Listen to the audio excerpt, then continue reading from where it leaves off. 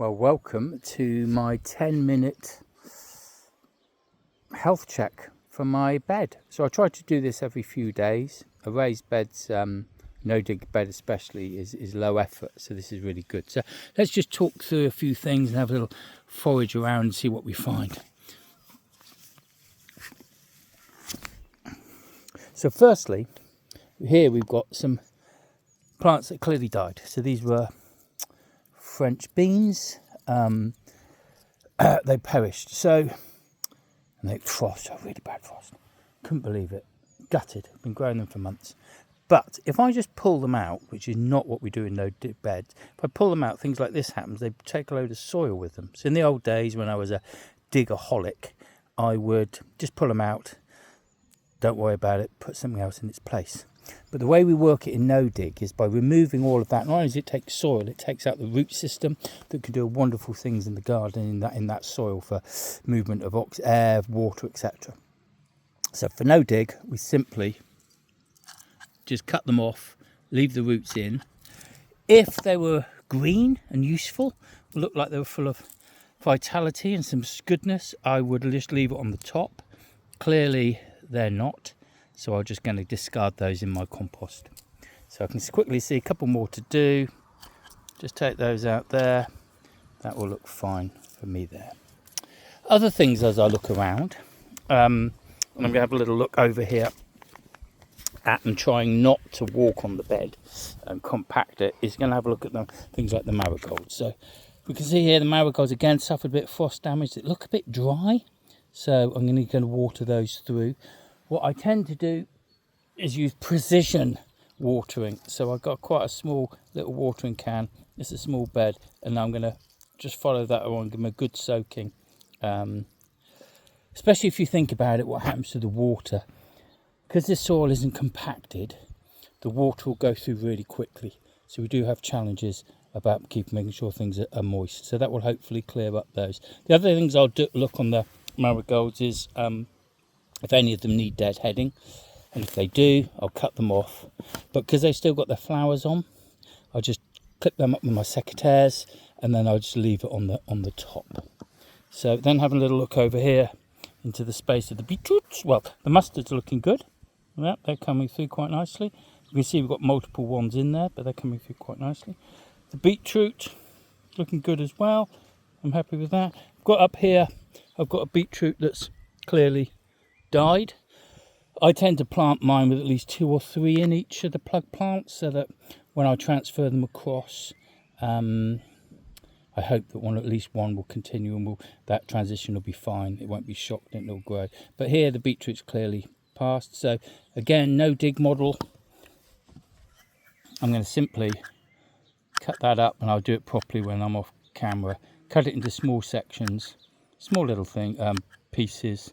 Sort of like shred it in a sense, and just leave it on the top of the bed, and that'll be fine. So the beetroots are fine. These marigolds, that needs deadheading, so I'm just going to pull that off. Again, it needs a lot of water. Looking pretty sad. They're all looking a little bit sorry for themselves. They all need a good water. This is interesting, and especially with a new no dig bed, because you think below here I have cardboard, and that cardboard so suppress weeds, but you can see the way I laid this or made this bed, weeds are coming up. Yeah, so I've got a challenge here. This is something I planted, a nasturtium. I've got them here and here. They're good companion plants, but I'm not yet certain if that's a weed or a nasturtium. So I'm just going to leave it, keep my eye on it. They do carry on watering as I do everything else, and I'll make a decision there. These weeds are clear. These are clearly weeds, and you can see they're growing up the side of the bed. So again, I don't want to pull them out. I don't have to if I didn't want to be a perfectionist, a purist in no dig philosophy, but I'm just going to go in quite low with the secateurs and just snip them out. And again, I would add them to my pile. So I would sit down with coffee at the end of this video, and I will start to I would start to kind of cut those up and spread them anywhere on the topsoil here. So let's have a little look further around the bed, shall we?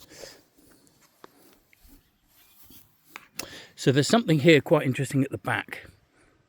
That is my coriander butt. So I've changed positions. As you see, this is a good, healthy looking coriander. But this is clearly not a coriander. This is a big, horrible weed that's come up through the cardboard. And if I look through the bed, look here a little bit further, I can see very quickly it's sprouting up right next to the coriander. Yeah, and it looks a healthy thing there. So again, what do we do? I want to try and do this in a way that doesn't disturb the soil. So I'm not going to dig the whole thing up. I'm just going to give it a, get my secateurs in as low as I can and try and snip them off. And then over the space of the summer, I hope, that's a little baddie. And I'm not going to put this, I could put this on the top, but I'm just going to chuck this in my compost, I think. Over the space of the summer, as the bed settles in, sorry about that, sort of moving around Blair Witch style, I would expect that to sort of not appear, it will disappear from continual cutting. Oh, good to see some of my little cut and come again. Lettuce is starting to come up. I'm not going to worry about anything about it at this stage. I'm not going to thin them at this stage. I'm just going to leave them to grow, see what I get. The other lettuces that my son brought back from one of his work jobs, he collects things all over the county. They seem to be establishing themselves well. And the broad bean that did survive the frost is looking a little anemic, a little pale. There's not a lot of colour in there, so I'm going to think about some watering. And then I'm also going to think about perhaps introduce you in the following video about some feed that you can give them. So generally fine.